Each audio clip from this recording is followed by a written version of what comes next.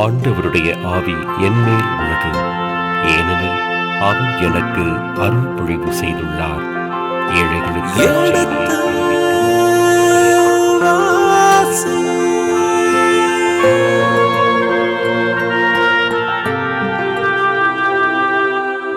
எடுத்து வாசி.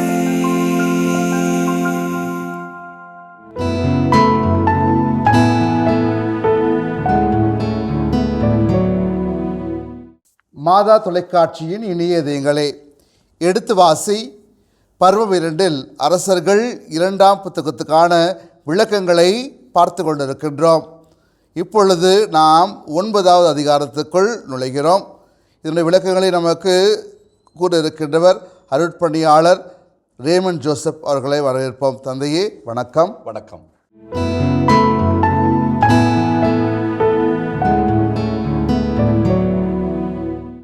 தந்தையே, நாம் இதுவரை 8 அதிகாரம் முடித்திருக்கிறோம். 9ஆம் அதிகாரத்தில் என்ன பார்க்க போகிறோம் தந்தையே? 9ஆம் அதிகாரம் வடநாடு சம்பந்தப்பட்ட செய்தி. இது வடநாடு என்கிற இஸ்ரேல், அங்கு நடக்கின்ற நிகழ்வுகளை இது விளக்குவதோடு யூதா நாட்டை பற்றியும், அதாவது தென்னாட்டை பற்றியும் சில செய்திகளை சொல்கிறது. இந்த அதிகாரத்தை பொறுத்த மட்டில் நாம் அரசர்கள் முதல் புத்தகத்தில் எலியா இறைவாக்கினர் ஓரேப்பு மலை சென்றபோது அவரிடத்தில் 3 பணிகளை யாவே ஒப்படைப்பார்.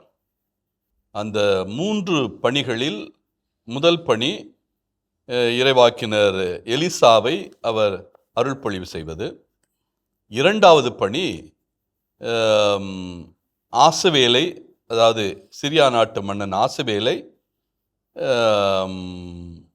அருள்பொழிவு செய்வது. 3வது வடநாட்டிலே ஆகாப்புக்கு பிறகு ஏகு என்கிற மன்னனை அருள்பொழிவு செய்வது. இந்த 3 பணிகளையும் எலியா செய்ய வேண்டும் என்று யாவே சொல்லுகிறார். ஆனால் அதில் ஒரு பணியை மட்டும்தான் எலியா காலத்திலே செய்ய முடிந்தது. மற்ற 2 பணிகளை எலியா காலத்தில் செய்ய முடியவில்லை. அது யாரு காலத்தில் நடந்தது என்றால் எலிசா காலத்திலே நடந்தது. அதுவும் குறிப்பாக ஆசவேல் அரசனாக வேண்டும் என்கிற அந்த கருத்தை மட்டும் எலிசா குறிப்பிட்டார். நம்ம 8ஆம் அதிகாரத்தில் அதை பார்த்தோம். எலிசா சிரியா மன்னன் ஆகிய பெனதாதனுடைய இறப்பை சுட்டி காட்டி, அதன் பிறகு தன்னை பார்க்க வந்த ஆசையேலை இனிதான் அரசராக போகிறாய் என்று சொன்னார். ஆனால் அருள்பொழிவு செய்யவில்லை. ஆனால் உண்மையிலே அவர் அருள்பொழிவு செய்திருக்க வேண்டும். அவர் சிரியாவிலே இருப்பதை பார்த்தால் அதற்காகத்தான் வந்தது போல ஒரு சூழல் இருக்கிறது. அரசர்கள் புத்தகம் பிரகாரம், 2 அரசர்கள் புத்தகம் பிரகாரம் அவர் அருள்பொழிவு செய்வதற்கான எந்த சாத்தியக்குறையும் சொல்லவில்லை. ஆனால் அவன் அரசனாவதை பார்க்கிறார். அதை மட்டும்தான் இங்கே பார்க்க முடிகிறது. அதன் பிறகு 3வது ஏகு அரசனாகிறது. அந்த நிகழ்வைத்தான் 9ஆம் அதிகாரம் பேசுகிறது, முதல் நிகழ்வாக. எனவே 9ஆம் அதிகாரம் 1 முதல் இறுதியில் 13ஆம் வசனம் வரை, எனவே 1:13 வரை ஏகு அரசனாக அருள்பொழிவு செய்யப்பட்டு அவன் ஆட்சி பொறுப்பேற்பதை விரிவாக சொல்லுகிறது. அதற்கடுத்து 14 முதல் 14ஆம் வசனம் முதல் 26ஆம் வசனம் வரை இஸ்ரேல் அரசன் யோராம் அவனுடைய கொலையை பற்றி பேசுகிறது. அது 2வது பகுதி. 14ஆம் வசனத்திலிருந்து 26ஆம் வசனம் வரை ஏறக்குறைய 13 வசனங்கள். 3ஆம் பகுதி யூதா அரசன் அகசியா கொலை செய்யப்படுவதை பற்றி பேசுகிறது. 27 முதல் 29. அதற்கடுத்து 4வது ஈசபேல் கொலை செய்யப்படுவது பற்றி கூறுகிறது. 30ஆம் வசனத்திலிருந்து 37 வசனம் வரை. ஆக 4 பகுதிகளை இது உள்ளடக்கி இருக்கிறது. இந்த 4 பகுதிகளில் ஏகு அரசனாகின்ற அந்த செய்தியும் 9ஆம் அதிகாரம் 1 முதல் 13, 2ஆம் பகுதியாகிய இஸ்ரேல் அரசன் யோராம் கொலை செய்யப்படுவதையும், அதாவது வடநாட்டு அரசன். மூன்றாவது யூதா அரசன் அகசியா கொலை செய்யப்படுவது 27 முதல் 29.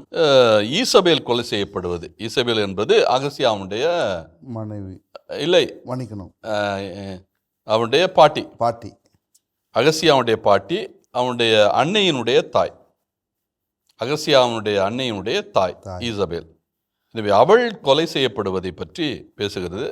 ஒட்டுமொத்தமாக 30லிருந்து 37 எல்லாமே கொலையை பற்றி தான் பேசுகிறது. தென்னாட்டிலே ஒரு கொலை, வடநாட்டிலே 2 கொலை. இதை பற்றி விரிவாக சொல்லுகிறது. அத்தோடு ஏகு அரசனாகின்ற அந்த நிகழ்வை பற்றி பேசுகிறது. அதாவது தென்னாட்டு வடநாட்டு மன்னன் கொலை செய்யப்படுவதற்கு முன்னாலேயே ஏகு அரசனாகிறான். அதான் இதில் உள்ள சூட்சமம். வழக்கமாக அரசன் இறந்த பிறகுதான் அரசனாக ஆகின்ற ஒரு சூழல் இருக்கும். அது நடந்தது தாவீது காலத்தில். தாவீதுக்கும் இது நிகழ்ந்தது. தாவீது இறப்பதற்கு முன்னாலே சாலமோன் அரசன் ஆகிவிட்டான். அதுக்கு காரணம் தாவீதுடைய மூத்த மகனாகிய அதோனியா. அவன் அரசனாக முயற்சி எடுத்ததுனால அதை ஒழித்து கட்ட வேண்டும் என்பதற்காக சாலமோன் தாவீது அரசனாவதற்கு முன்னாலே தன்னை அரசனாக நியமித்து கொண்டான். அதன் பிறகு ஒரு அரசன் இருக்கின்ற போது இன்னொரு அரசன் வருவது இங்கே தான். தாவீதும் அதே மாதிரி தான். சவுல் அரசனாக இருக்கின்ற போதே தாவீது அரசனாகிவிட்டான். அரசனாக அழுப்பழிவு செய்து விட்டான். அதே போல் ஒரு நிகழ்வு தான் ஏகுவுக்கு நடக்கிறது. ஏகு யோராம் அரசனாக இருக்கிற போதே அருள்பொழிவு பெறுகிறான். ஆனால் நீங்கள் இந்த யோராமை பற்றி முன்னாலே ஒரு செய்தி சொல்லப்பட்டிருக்கிறது. அதாவது ஆகாப்புக்கு எலியா அரசர்கள் முதல் புத்தகத்தில் கொடுத்த ஒரு எச்சரிக்கை என்னன்னா, ஆகாப்பு என்ன செய்தான்? நாபோத்தை கொலை செய்தான். ஆகாப்பு மட்டுமல்ல, ஆகாப்புடைய மனைவி திட்டம் போட்டு கொலை செய்தால் அதற்கு தண்டனையை ஏற்கனவே அறிவித்து விட்டார். உன்னுடைய குலம் அழியும், உன்னுடைய குலம் நாசமாகும். ஆனால் உன் காலத்தில் அல்ல, நீ மனவருந்தினாய். நீ மனம் வருந்தியதால் உன் காலத்தில் அல்ல, உன் பிள்ளைகள் காலத்தில். அந்த பிள்ளைகள் காலம் என்றால் ஆகாபுக்கு பிறகு அகசியா குறைந்த காலத்திலே போய்விட்டான். 2 ஆண்டுகள் தான். அதை நிறைவேறுகின்ற காலம் யோராமினுடைய காலம். அதை நிறைவேற்றப் போகிறவன் ஏகு. ஏகு அருள்பொழிவு செய்யப்பட்டது எதற்காகன்னா, யோராமுக்கும் அவனுடைய தாய் ஈசபேலுக்கும் தண்டனை கொடுப்பதற்காகத்தான். அதைத்தான் நாம் இந்த பகுதியில் வாசிக்க போகிறோம். அதனால் முதலில் ஏகுவை பற்றி பார்ப்போம், அவனுடைய அருள்பொழிவை பற்றி பார்ப்போம். அதன் பிறகு இந்த ஏகு எப்படி யாபேயினுடைய தண்டனை தீர்ப்பை அல்லது எலியாவினுடைய தண்டனை தீர்ப்பை எலிசாவினுடைய காலத்தில் நிறைவேற்றுகிறான் என்பதை பற்றி நாம் பார்ப்போம். எனவே 4 பிரிவுகள். 9ஆம் அதிகாரம் 1 முதல் 13, 14ஆம் வசனம் முதல் 26, அப்புறம் 27 முதல் 29, அப்புறம் 30 முதல் 37 வரை. இப்போ முதல் பகுதிக்கு வருவோம். ஏகு அரசனாக உயர்த்தப்படுதல் அல்லது அருள்பொழிவு செய்யப்படுதல். 9:1. அப்பொழுது இறைவாக்கினர் எலிசா இறைவாக்கினரின் குழுவை சார்ந்த ஒருவனை அழைத்து, அப்படின்னா தன்னுடைய குழுவை சார்ந்த இறைவாக்கினர் ஒருவருக்கு ஒரு பணியை கொடுக்கிறார். அவரை அழைக்கிறார். அழைத்து ஒரு பணியை கொடுக்க போகிறார். இந்த இந்த இறைவாக்கினர் குழு என்பது எலியா காலத்திலும் எலிசா காலத்திலும் தொடர்கிறது. எலியா காலத்திலும் குழு இருந்தது. இப்போ எலிசா காலத்திலும் இந்த குழு இருக்கிறது. அந்த குழுவில் உள்ள ஒரு நபரைத்தான் இவர் அழைத்து இவருக்கு ஒரு பணியை கொடுக்க போகிறார். என்ன பணி? உன் இடையை வருந்து கட்டி உன் கையில் இந்த எண்ணெய் கிண்ணத்தை எடுத்துக்கொண்டு ராமோத்து கிளையாத்துக்கு செல். ராமோத்து கிளையாத்னா மீண்டும் எலியாபுடைய பகுதி தான். இப்போ அங்கே போக சொல்லுகிறார். அங்கே அந்த பகுதி வளமான பகுதி, நம்ம ஏற்கனவே பார்த்த பகுதி தான் ராமோத்து கிளையாத்து. அதாவது அம்மானுக்கு வடக்காகவும் அம்மோனியர்களுடைய பகுதிக்கு வடக்காகவும் சிரியருடைய பகுதிக்கு தெற்காகவும் இருக்கிற அந்த கலிலேயா கடலுக்கு கிழக்கே இருக்கிற அந்த பகுதி, அதான் ராமோத்து கிளையாத்து. அங்கே போகச் சொல்லுகிறார். அதுவும் எண்ணெய் கிண்ணத்தை எடுத்துக்கொண்டு, இடையை வரிந்து கட்டி கொண்டு, இடைக்கச்சை, அதான் வரிந்து கட்டி கொண்டு என்றால் இடைக்கச்சை. அதாவது ஒரு யாருக்காவது அருள்பொழிவு செய்ய வேண்டும் என்றால் ஒரு இடைக்கச்சையை கட்டியிருக்க வேண்டும். ரெண்டாவது எண்ணெய் கிண்ணம். இதெல்லாம் அடையாளங்கள். ஒருவருக்கு அருள்பொழிவு செய்வதற்கு அல்லது அவருக்கு எண்ணெய் வார்ப்பதற்கு ஒரு அடையாளமாக இது இருக்கிறது. ராமோத்து கிளையாத்துக்கு அவர் போக வேண்டும். யோர்தானுக்கு அக்கறை பகுதிக்கு செல்ல வேண்டும். 2வது வசனம், அங்கு சென்றதும் நிம்சியின் மகனான யோசபாத்தின் புதல்வன் ஏகுவை தேடி கண்டுபிடித்து அவனை அணுகி அவனுடைய தோழர்களிலிருந்து அவனை தனியே கூப்பிட்டு ஓர் உள்ளறைக்கு அழைத்து செல். ஆக ஒரு பணி கொடுக்கப்படுகிறது. எண்ணெய் கிண்ணத்தை எடுத்துக்கொள்ள வேண்டும், இடைக்கச்சையை கட்டிக்கொள்ள வேண்டும், ராமோத்து கிளையாத்துக்கு செல்ல வேண்டும். இதான் 3 செய்திகள் 9:1 வசனத்தில். இப்போ அங்கே போன பிறகு என்ன செய்யணும்? ராமோத்து கிளையாத்துக்கு போன பிறகு நிம்சியின் மகனான யோசபாத்தின் புதல்வன், அதாவது நிம்சியினுடைய பேரன் யோசபாத்தினுடைய மகன், அவனுடைய பெயர் ஏகு. அவனை தேடி கண்டுபிடி, அவனை அணுகி அவனுடைய தோழர்களினின்று அவனை தனியே கூப்பிட்டு ஒரு உள் அறைக்கு, அதாவது இதை எல்லாரும் இருக்கிற போது செய்யக்கூடாது, தனிமையில் செய்ய வேண்டும், யாருக்கும் தெரியாமல் செய்ய வேண்டும், உள்ளறையில் நடக்க வேண்டிய ஒன்று இது. எல்லாருடைய, ஏனென்றால் ஏற்கனவே அரசன் ஆட்சி செய்து கொண்டு இருக்கிறான். யாரு? யோராம் ஆட்சியிலே இருக்கிறான். அவன் யோராம் ஆட்சியில் இருக்கிற போதுதான் என்ன நடக்கிறது? இந்த அருள்பொழிவு செய்யக்கூடிய அந்த பணி ஒப்படைக்கப்படுகிறது. அதனால தான் இதில் கவனமாக இருக்க வேண்டியிருக்கிறது. அரசனுக்கும் தெரியக்கூடாது, மக்களுக்கும் தெரியக்கூடாது, யாவைக்கு மட்டும்தான் தெரிய வேண்டும், இறைவாக்கியனுக்கு மட்டும்தான் தெரிய வேண்டும். எனவே அந்த சிந்தனையின் அடிப்படையில் தான் இதை பார்க்க வேண்டும். தொடர்ந்து 3வது வசனம், அங்கே இந்த எண்ணெய் கிண்ணத்தை எடுத்து அவனை நோக்கி ஆண்டவர் கூறுவது இதுவே, உன்னை நான் இஸ்ரேலின் அரசனாக திருப்பொழிவு செய்கிறேன் என்று சொல்லி அவன் மேல் எண்ணெய் வார்ப்பாய். எண்ணெய் வார்ப்பாய், அதாவது அவனுடைய தலையில் எண்ணெய் ஊற்றுவதைத்தான் இது சுட்டி காட்டுகிறது. யாருக்கு எண்ணெயை தலையில் ஊற்றணும்? நிம்சியின் பேரனான யோசபாத்தின் மகனான ஏகு. அவனை தேடி அழைத்து அவனை உள்ளறைக்கு அழைத்து சென்று போய் எண்ணெய் கிண்ணத்தை எடுத்து அவனை நோக்கி ஆண்டவர் கூறுவது இதுவே, உன்னை நான் இஸ்ரேலின் அரசனாக திருப்பொழிவு செய்கிறேன். வடநாட்டுக்கும் தென்னாட்டுக்கும் உள்ள பாரம்பரியங்களிலே முக்கியமானது அரசர்கள் வடநாட்டில் யாராகவும் இருக்கலாம், எந்த குலமாகவும் இருக்கலாம். இந்த குலத்தில் தான் அரசர்கள் வர வேண்டும் என்றெல்லாம் இல்லை. யாவே யாரை தேர்ந்தெடுக்கிறாரோ அவர்கள் அரசலாகிறார்கள். ஆனால் தென்னாட்டில் அப்படி இல்லை. ஒரே குலம், தாவீதுடைய குலம். இந்த குலத்திலிருந்து வேறு குலத்திலிருந்து அரசர்களாவதற்கான எந்த ஏற்பாடும் இல்லை. தாவீதுடைய பாரம்பரியத்திலிருந்து, அவருடைய குடும்பத்திலிருந்து தான் அரசர்கள் தொடக்க காலத்திலிருந்து வந்து கொண்டிருந்தார்கள். சவுலை தவிர. சவுல் மட்டும்தான் பெஞ்சமின் குலத்தைச் சேர்ந்தவன். அவனுக்கு பிறகு எல்லாருமே தாவீது குலத்தைச் சேர்ந்தவர்கள். எனவே இந்த வடநாட்டை பொறுத்தமட்டில் எந்த குலத்தில் உள்ளவர்களும் அரசர்களாகலாம். அந்த அடிப்படையில் தான் இப்பொழுது அரசனாக ஏகு உயர்த்தப்படுகிறான். அவன் எங்கே இருக்கிறான்? ராமோத்து கிளையாத்து. ராமோத்து கிளையாத்து என்பது எங்கே இருக்கிறது? மனாசேயினுடைய பகுதி.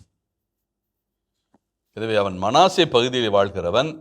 அந்த பகுதிக்கு சென்று தனியறையில் அழைத்து அவனுக்கு நீ அருள் பொழிவு செய்ய வேண்டும் என்று அவர் கூறுகிறார். தொடர்ந்து, அங்கே நில்லாது உடனே கதவை திறந்து கொண்டு ஓடி வந்து விடு என்றார். அதனால அவனுக்கு அருள்பொழிவு செய்துவிட்டு அங்கேயே இருக்கக்கூடாது.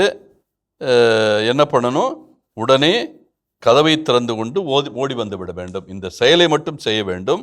உன்னை நான் அரசனாக திருப்பொழிவு செய்கிறேன் என்று சொல்லிவிட்டு எண்ணெயை வார்த்து விட்டு உடனே அங்கிருந்து புறப்பட்டு விட வேண்டும் நான்காவது, அவ்வாறே இறைவாக்கினனான அவ்விளைஞனும் ஆக இந்த இறைவாக்கினன் யார்? ஒரு இளைஞன்.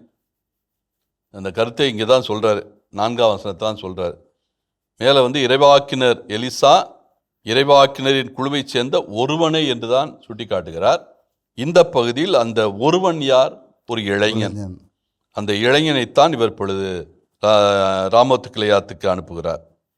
எனவே ராமோத்து கிளையாத்துக்கு இந்த இறைவாக்கினன் சென்ற பிறகு என்ன நடக்கிறது? 5, அவன் அங்கு வந்ததும் படைத்தலைவர்கள் அமர்ந்திருந்ததை கண்டான். தொடர்ந்து, அவன் தளபதியே, உம்மிடம் ஒரு வார்த்தையை சொல்ல வேண்டும் என்றான். ஆக இவன் வந்து ஏற்கனவே சொன்னது போல நண்பர்கள் மத்தியிலே இருக்கிறான். யாரு? ஏகு. ஏகு. அப்போ இந்த ஏற்கனவே அவனுக்கு சொல்லப்பட்டது, தேடு கண்டுபிடித்து அவன் தோழர்களினின்று தனியாக அவனை அழைத்து வர வேண்டும். இப்போ ஏகு என்கிறவன் அவனுடைய தோழர்கள் மத்தியிலேயே அவன் இருக்கிறான்.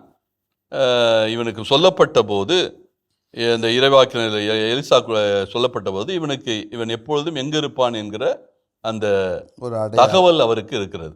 நமக்கு ஏற்கனவே தெரியும், எலிசாவை பொறுத்த மட்டில் அவர் நடக்கப் போவதை முன்பே அறிந்தவர். அதான் எலிசாவினுடைய சூழல்.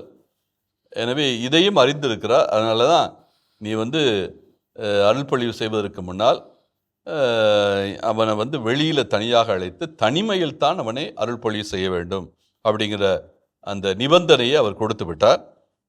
அதைத்தான் இங்கே நாம் பார்க்கிறோம். அந்த இறைவாக்கினன், இளைஞனான இறைவாக்கினன் ராமோத்து கிளையாத்தில் இருக்கிற ஏகு என்பவரை தேடிச் செல்கிறார்.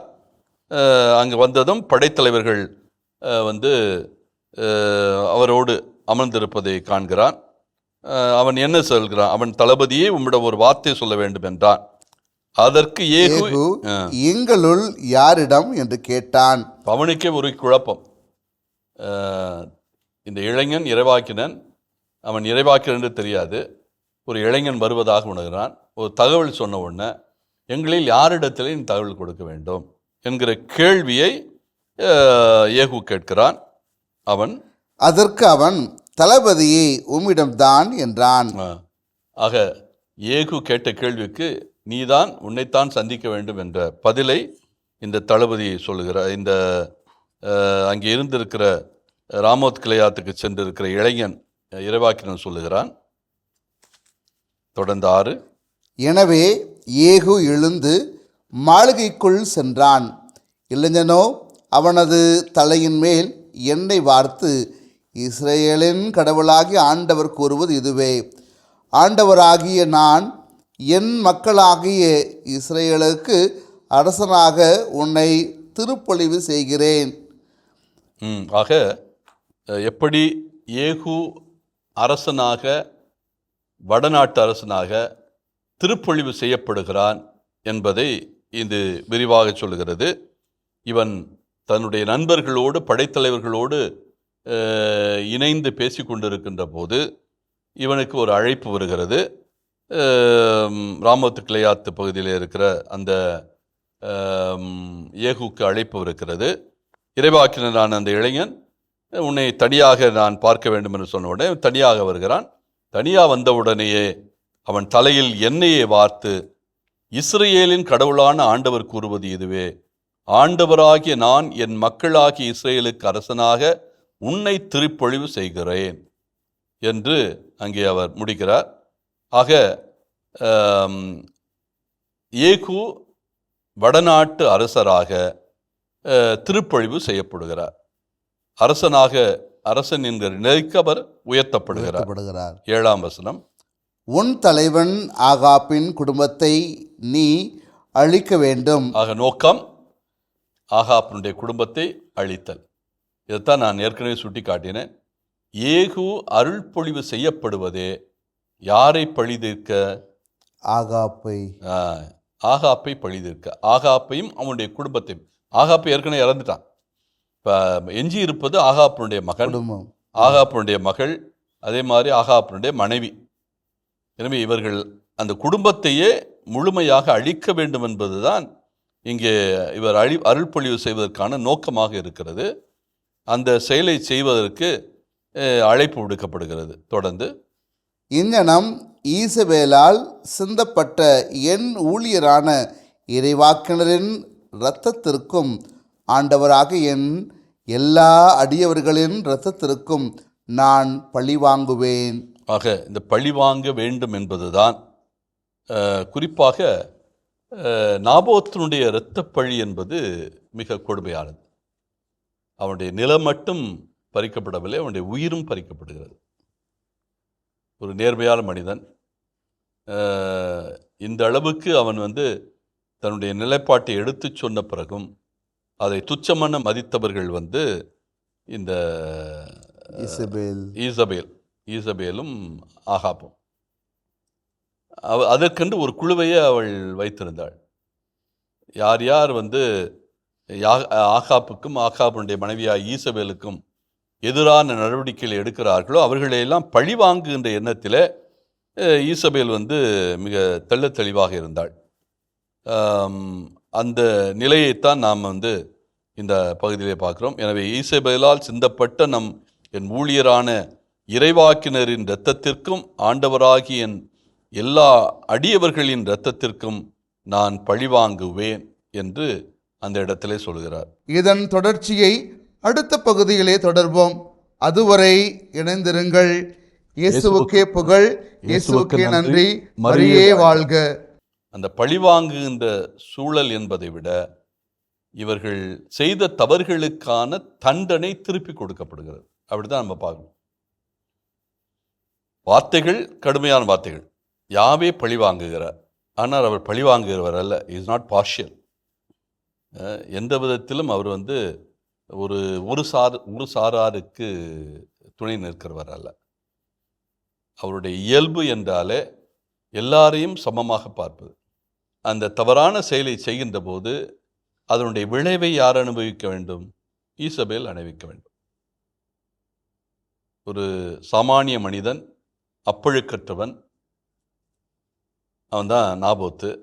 அவனுடைய இரத்தம், அவனுடைய இரத்தப்பழி. அப்போ அந்த இரத்தப்பழிக்கான குற்றப்பழி யார் மேல் விழ வேண்டும்? அதற்கு யார் காரணம்? ஈசபேலும் ஆகாப்பும்.